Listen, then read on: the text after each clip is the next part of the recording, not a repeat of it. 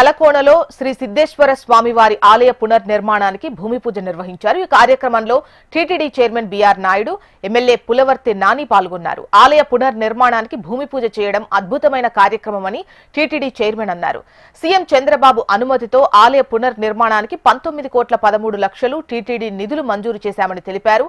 ఆలయ పునర్నిర్మాణంతో తలకోన ప్రాంతం అభివృద్ధి చెందుతుందని టీటీడీ చైర్మన్ అన్నారు. మహాశివరాత్రిలోపు ప్రధాన ఆలయ పునర్నిర్మాణం పూర్తి చేసి భక్తులకు సిద్ధేశ్వర స్వామి దర్శన భాగ్యం కల్పిస్తామని ఎమ్మెల్యే పులవర్తి నాని తెలిపారు.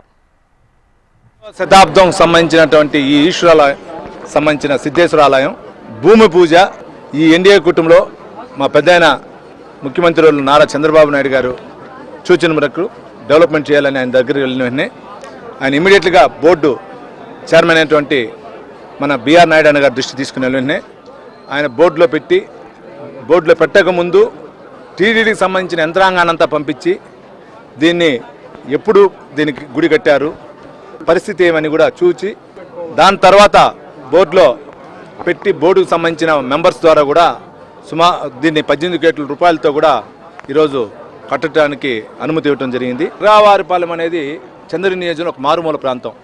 గతంలో ఎందులో పాలకులు పాలించినా కొన్ని డెవలప్మెంట్ జరిగింది. కానీ గుడికి సంబంధించి కొన్ని దాతల ద్వారా గోపురాలు కానీ